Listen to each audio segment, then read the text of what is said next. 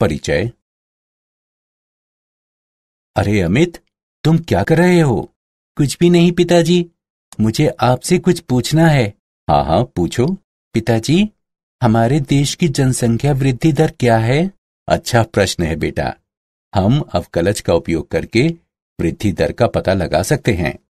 हम वृद्धि दर निकालने में अवकलज का उपयोग कैसे कर सकते हैं पिताजी? क्या तुम इसके बारे में और अधिक जानना चाहते हो? हाँ पिताजी। तो आओ, अपने इस नए अध्याय में हम अवकलज के अनुप्रयोगों के बारे में विस्तार से चर्चा करें। उद्देश्य। इस पाठ के अंत में आप निम्न करने में सक्षम हो जाएंगे: राशि के परिवर्तन की दर पता लगाना, फलनों के वर्तमान और ह्रासमान अंतरालों का विश्लेषण करना, एक वक्र पर स्पर्श रेखा का समीकरण ज्ञात करना, एक वक्र पर अभिलंब का समीकरण ज्ञात करना, अवकलनों का उपयोग करके मूलों का अनुमान लगाना, एक फलन का उच्चिष्ट और निम्निष्ठ का मान ज्ञात करना, एक बंद अंतराल में एक फलन का उच्चिष्ट और निम्निष्ठ मान ज्ञात करना। राशि के परिवर्तन की दर। अवकलज को एक फलन के परिवर्तन की तात्कालिक दर द्वारा परिभाषित किया जाता है। इसका मानक उदाहरण यह है कि यदि एफ टी समय t पर एक वस्तु की स्थिति दर्शाता है, तब एफ डैश टी समय t पर वस्तु की चाल को दर्शाता है। आइए एक उदाहरण लेते हैं जहां परिमाण समय के साथ बदलता है। यदि एफ टी बराबर जीवाणुओं की संख्या है, तब एफ डैश टी बराबर जनसंख्या वृद्धि दर है। यदि एफ टी बराबर रेडियोधर्मी पदार्थों की मात्रा है, तब एफ डैश टी बराबर क्षय की दर है।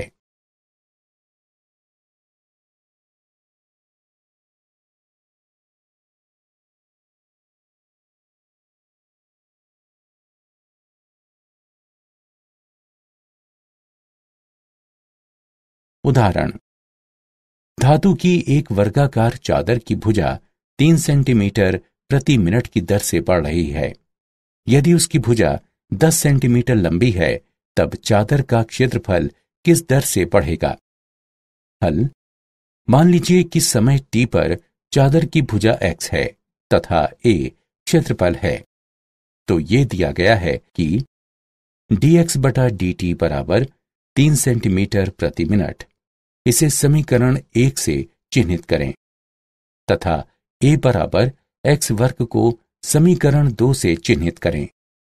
समीकरण 2 का t के सापेक्ष अवकलन करते हैं तो हमें प्राप्त होगा dA बटा dt बराबर 2x गुणा dx बटा dt।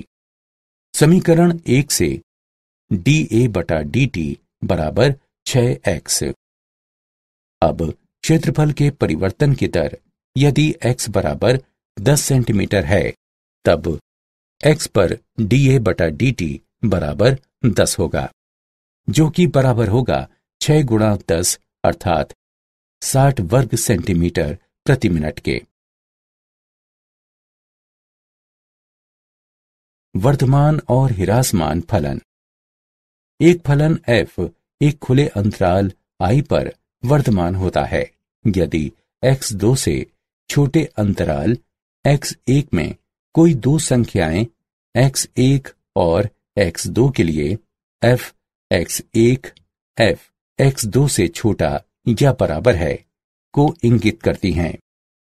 एक फलन f एक खुले अंतराल I पर ह्रासमान होता है यदि x2 से छोटे अंतराल x1 में कोई दो संख्याएं x1 और x2 के लिए f x1 f x2 से बड़ा या बराबर है को इंगित करती हैं। एक फलन f एक खुले अंतराल I पर निरंतर वर्धमान होता है यदि x2 से छोटे अंतराल x1 के साथ I के अंतर्गत प्रत्येक x1 x2 के लिए हमारे पास f x1 f x2 से छोटा है, जिसका अर्थ है x के बढ़ने से fx बढ़ेगा। एक फलन f एक खुले अंतराल i पर निरंतर ह्रासमान होता है। यदि x2 से छोटे अंतराल x1 के साथ i के अंतर्गत प्रत्येक x1 x2 के लिए हमारे पास fx1 fx2 से बड़ा है, जिसका अर्थ है x के बढ़ने से fx घटेगा। फलन जो ना ही वर्तमान है और ना ही ह्रासमान है। आइए एक उदाहरण लेते हैं। नीचे दिया गया फलन है y बराबर cos x। प्रमेय: माना कि f एक बंद अंतराल a b पर सतत है तथा खुले अंतराल a b पर अवकलन किया जा सकता है, तब f बंद अंतराल a b में वर्धमान होता है यदि खुले अंतराल a b के अंतर्गत प्रत्येक x के लिए f डैश x 0 से बड़ा है। f बंद अंतराल a b में ह्रासमान है यदि खुले अंतराल a b के अंतर्गत प्रत्येक x के लिए f डैश x 0 से छोटा है। f बंद अंतराल a b में एक अचर फलन है यदि खुले अंतराल a b के अंतर्गत हर x के लिए f डैश x 0 के बराबर है।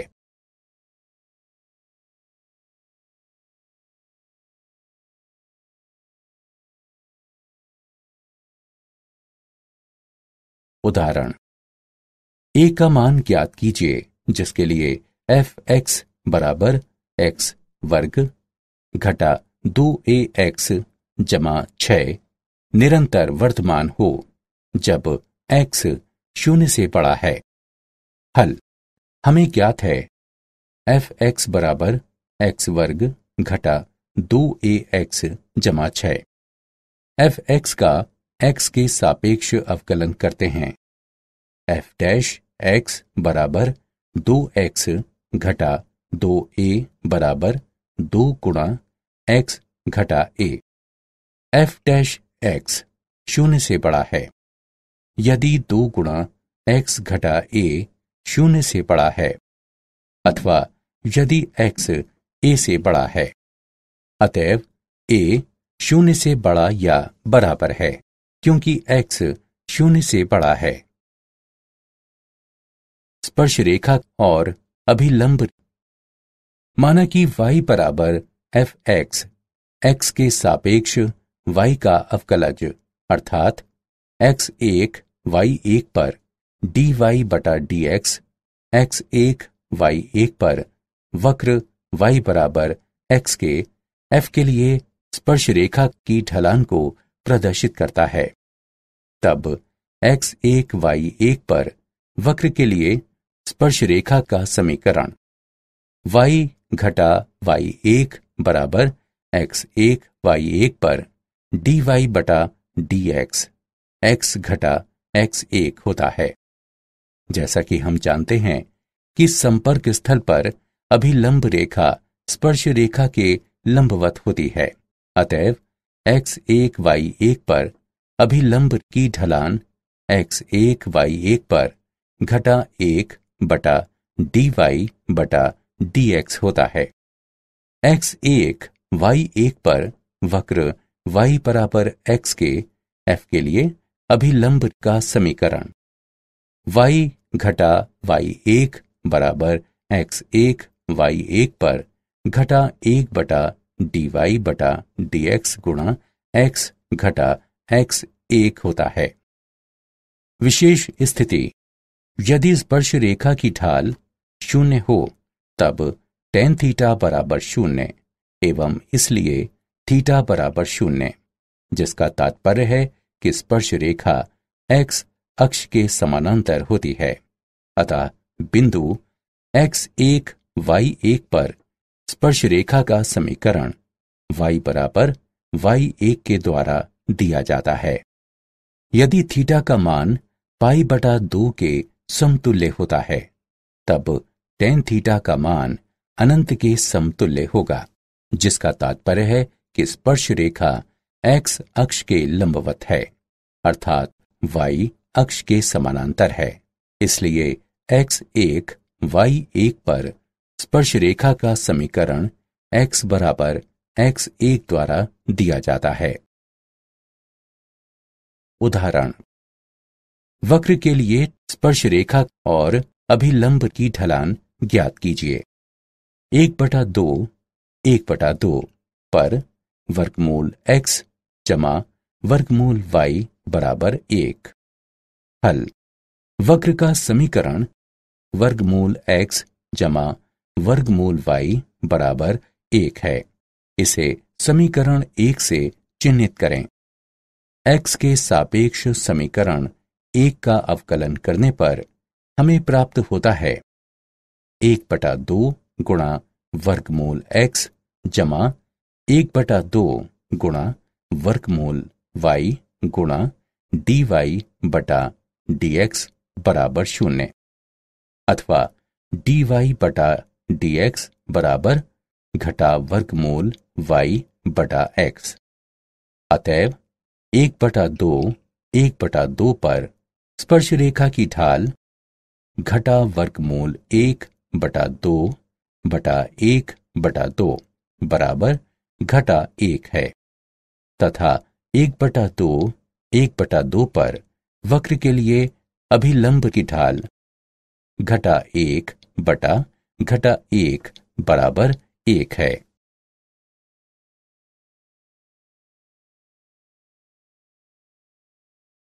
सन्निकटन। x के सापेक्ष fx का अवकलज इस प्रकार परिभाषित किया जाता है। f डैश x लगभग fx जमा डेल्टा x घटा fx बटे डेल्टा x के बराबर है। ये इंगित करता है कि fx जमा डेल्टा x बराबर fx जमा डेल्टा x गुणा f डैश x, जो fx जमा डेल्टा x का सन्निकट मान कहलाता है।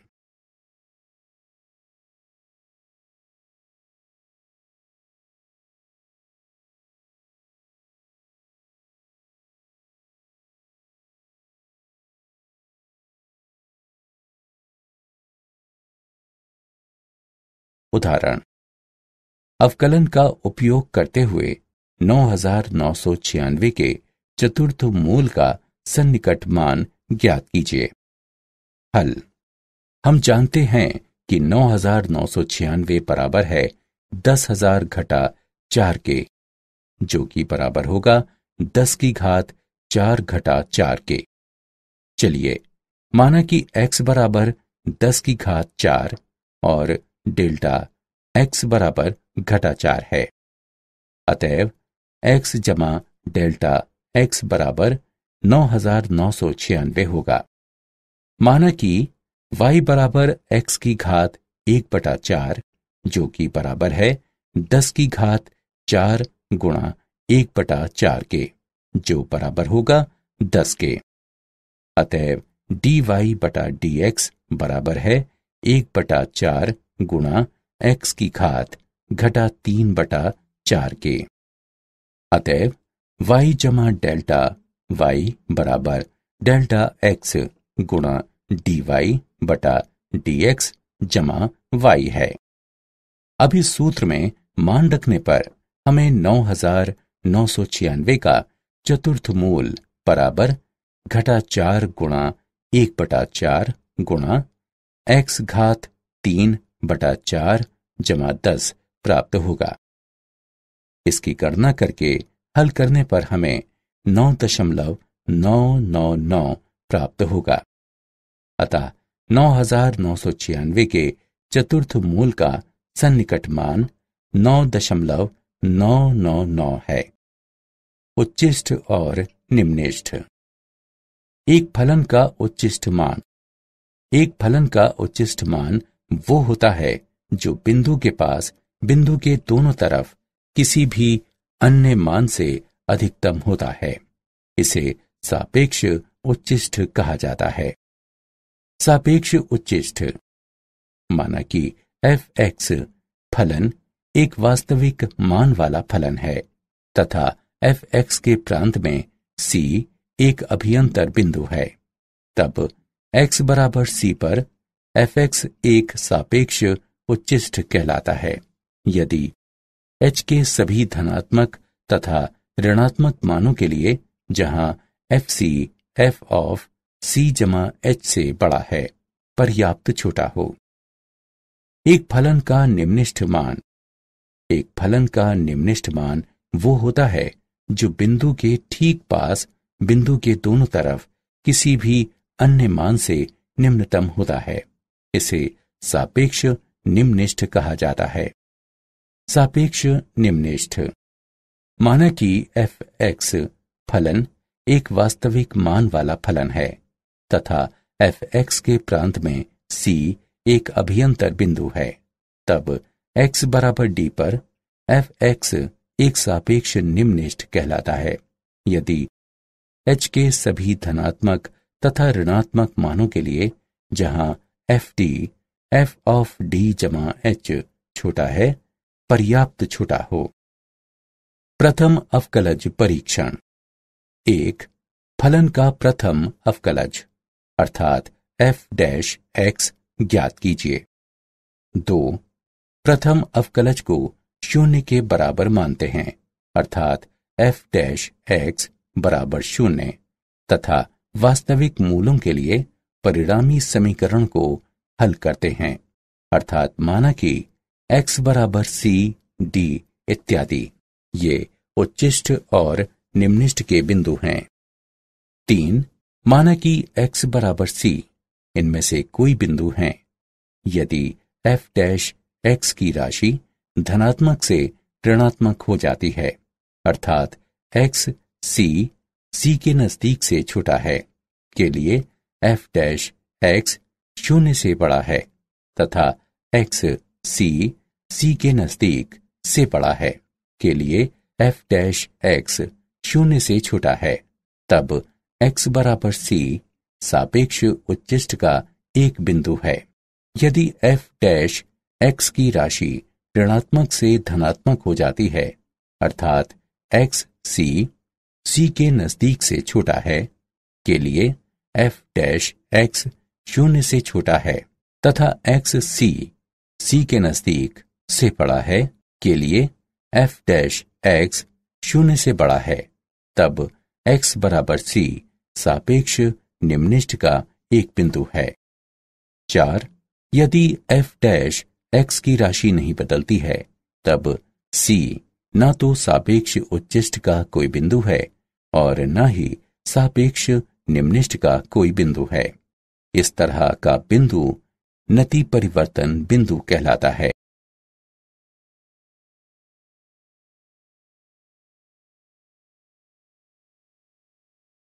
उच्चिष्ट और निम्निष्ठ। द्वितीय अवकलज परीक्षण। माना कि f अंतराल I पर परिभाषित एक फलन है तथा c I के अंतर्गत आता है। माना कि f c पर 2 बार अवकलनीय है, तब x बराबर c के सापेक्ष उच्चिष्ट का एक बिंदु है। यदि f' बराबर 0 तथा f" c 0 से छोटा है, f का मान f के सापेक्ष उच्चिष्ट मान होता है। x बराबर c सापेक्ष निम्निष्ठ का एक बिंदु है यदि f' बराबर 0 हो तथा f" c 0 से बड़ा हो। fc का मान f का सापेक्ष निम्निष्ठ मान होता है। परीक्षण विफल हो जाता है यदि f' बराबर 0 है तथा f" बराबर 0 है। इस स्थिति में हम प्रथम अवकलज परीक्षण का उपयोग करके ज्ञात करते हैं कि c एक सापेक्ष उच्चिष्ट, सापेक्ष निम्निष्ठ अथवा नति परिवर्तन का बिंदु है।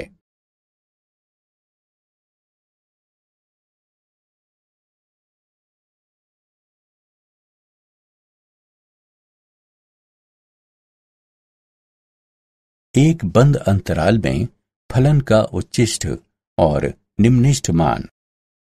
फलन का उच्चिष्ट मान। यदि एक बंद अंतराल a, b पर फलन f(x) को परिभाषित किया जाता है, तब इस फलन को x बराबर c पर निरपेक्ष या व्यापक उच्चिष्ट वाला एक फलन कहा जाता है तथा c a b के अंतर्गत आता है यदि a b के अंतर्गत सभी x के लिए f(x) fc से छोटा या बराबर हो। फलन का निम्निष्ठ मान। यदि एक बंद अंतराल a, b पर एक फलन f(x) को परिभाषित किया जाता है, तब इस फलन को x बराबर d पर एक निम्निष्ठ वाला फलन कहा जाता है तथा d a b के अंतर्गत आता है यदि a b के अंतर्गत सभी x के लिए f(x) ft से बड़ा या बराबर हो। प्रमेय। माना कि f एक बंद अंतराल I बराबर a b पर एक सतत फलन है, तब f निरपेक्ष उच्चिष्ट मान होता है तथा f I में कम से कम एक बार इसे ग्रहण करता है। इसके अलावा f निरपेक्ष निम्निष्ठ मान होता है तथा f I में कम से कम एक बार इसे ग्रहण करता है। प्रमेय। माना कि f एक बंद अंतराल I पर एक अवकलज फलन है तथा माना कि c I का कोई आंतरिक बिंदु है, तब f' c बराबर 0 होता है यदि f c पर अपना निरपेक्ष उच्चिष्ट मान प्राप्त करे। f' c बराबर 0 होता है यदि f c पर अपना निरपेक्ष निम्निष्ठ मान प्राप्त करे। कार्य नियम। चरण 1। अंतराल में f के सभी महत्वपूर्ण बिंदु ज्ञात कीजिए, अर्थात बिंदु x ज्ञात कीजिए जहां या तो f' x बराबर 0 है या f अवकलनीय नहीं है। चरण 2। अंतराल के अंत बिंदु लें। चरण 3। अंत बिंदु में f के मान का परिकलन कीजिए। चरण 4। परिकलन मानों में से f के उच्चिष्ट और निम्निष्ठ मान को पहचानें। ये उच्चिष्ट मान f का निरपेक्ष उच्चिष्ट मान होगा तथा निम्निष्ठ मान f का निरपेक्ष निम्निष्ठ मान होगा।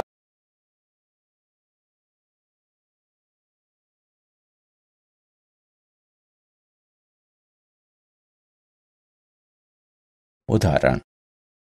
प्रथम अवकलज परीक्षण का उपयोग करते हुए फलन f(x) बराबर 2x घन घटा 9x वर्ग घटा 24x के लिए सापेक्ष उच्चिष्ट और सापेक्ष निम्निष्ठ बिंदुओं को ज्ञात कीजिए। हल। हम निम्न फलन को हल करके 6 गुणा x वर्ग घटा 3x घटा 4 प्राप्त करेंगे। अब हम समीकरण का गुणनखंड इस प्रकार कर सकते हैं। 6 गुणा x घटा 4 गुणा x जमा 1। f' बराबर 0 ये इंगित करता है कि x बराबर 4 x बराबर घटा 1 है। अब जब x बराबर 4 है, तब x 4 से छोटा है। ये इंगित करता है कि f' 0 से छोटा है। x 4 से बड़ा है। ये इंगित करता है कि f' 0 से बड़ा है। अतएव x बराबर 4 पर f(x) सापेक्ष निम्निष्ठ है। जब x बराबर घटा 1 है, तब x घटा 1 से छोटा है। ये इंगित करता है कि f' 0 से बड़ा है। x घटा 1 से बड़ा है। ये इंगित करता है कि f' 0 से छोटा है। अतएव x बराबर घटा 1 पर f(x) सापेक्ष उच्चिष्ट है।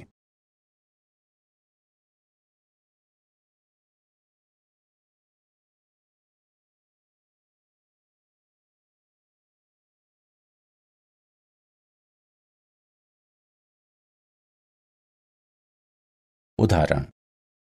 एक 20 सेंटीमीटर लंबे तार को दो भागों में किस तरह विभाजित किया जाना चाहिए कि यदि एक भाग को वर्ग में तथा दूसरे भाग को वृत्त में इस तरह मोड़ा जाता है कि उन दो समतल आकृतियों के क्षेत्रफल का योगफल निम्नलिखित हो। हल। माना कि एक भाग x है, तब दूसरा भाग 20 घटा x होगा। माना कि x वर्ग का परिमाप है तथा 20 घटा x वृत्त की परिधि है, तब कुल क्षेत्रफल होगा a बराबर x बटा 4 संपूर्ण वर्ग जमा पाई गुणा 20 घटा x बटा 2 पाई संपूर्ण वर्ग है, जो कि बराबर होगा x वर्ग बटा 16 जमा 20 घटा x वर्ग बटा 4 पाई के। अतएव dA बटा dx बराबर x बटा 8 घटा 20 घटा x बटा 2 पाई। चरम मानों के लिए dA बटा dx बराबर 0। ये इंगित करता है कि x बटा 8 घटा 20 घटा x बटा 2 पाई बराबर 0 है। ये इंगित करता है कि पाई गुणा x घटा 80 जमा 4x बराबर 0। ये इंगित करता है कि x बराबर 80 बटा पाई जमा 4। इसके अलावा d2a बटा dx वर्ग बराबर 1 बटा 8 जमा 1 बटा 2 पाई 0 से बड़ा है। इस प्रकार दो समतल आकृतियों का क्षेत्रफल निम्नलिखित होगा जब x बराबर 80 बटा पाई जमा 4 हो। एक वर्ग बनाने वाले भाग की लंबाई 80 बटा पाई जमा 4 है, तब दूसरे भाग की लंबाई होगी 20 घटा 80 बटा पाई जमा 4, जो कि बराबर है 20 पाई बटा पाई जमा 4 के। इस प्रकार भागों की लंबाई होनी चाहिए 80 बटा पाई जमा 4 सेंटीमीटर और 20 पाई बटा पाई जमा 4 सेंटीमीटर।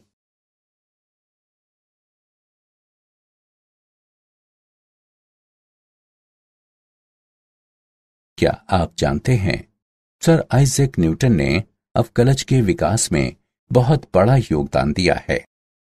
गोटफ्रीड विल्हेम लेबनिज एक जर्मन दार्शनिक, गणितज्ञ और तर्कशास्त्री थे जिन्होंने स्वावलंबन से कलन का विकास किया।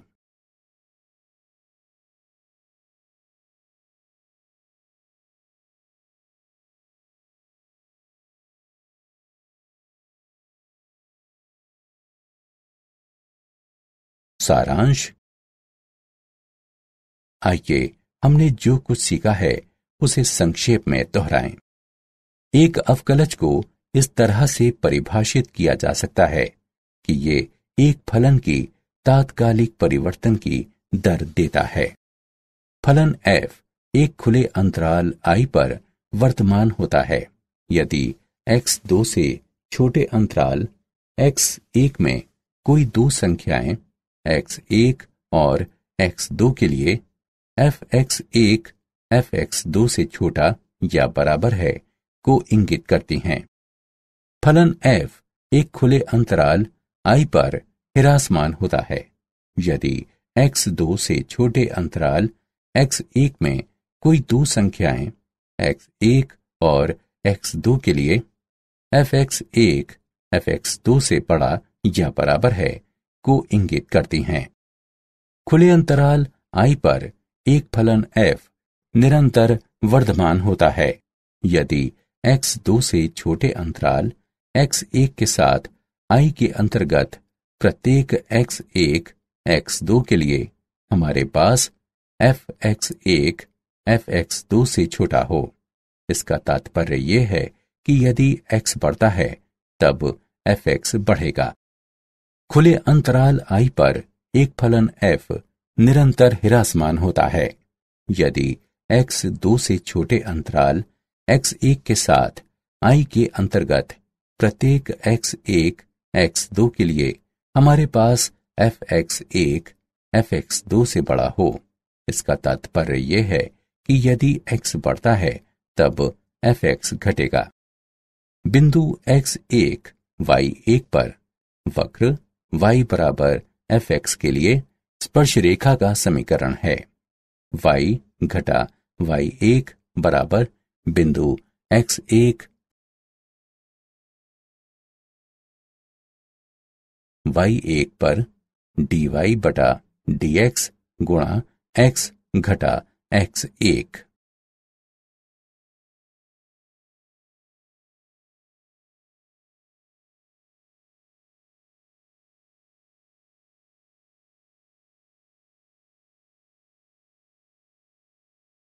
बिंदु x1 y1 पर वक्र y बराबर fx के लिए अभिलंब का समीकरण है। y घटा y1 बराबर बिंदु x1 y1 पर घटा 1 बटा dy बटा dx गुणा x घटा x1।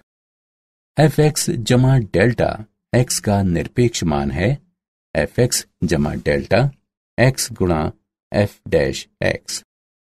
माना कि फलन fx वास्तविक मानों वाला फलन है तथा c fx के प्रांत में कोई आंतरिक बिंदु है, तब fx को x बराबर c पर एक सापेक्ष उच्चिष्ठ कहा जाता है। यदि h के सभी धनात्मक और ऋणात्मक मानों के लिए जहां fc जमा h से बड़ा हो पर्याप्त छोटा हो। माना कि फलन fx एक वास्तविक मानों वाला फलन है तथा c fx के प्रांत में कोई आंतरिक बिंदु है, तब x बराबर d पर fx को एक सापेक्ष निम्निष्ठ कहा जाता है। यदि h के सभी धनात्मक और ऋणात्मक मानों के लिए जहां fd जमा h से छोटा हो पर्याप्त छोटा हो।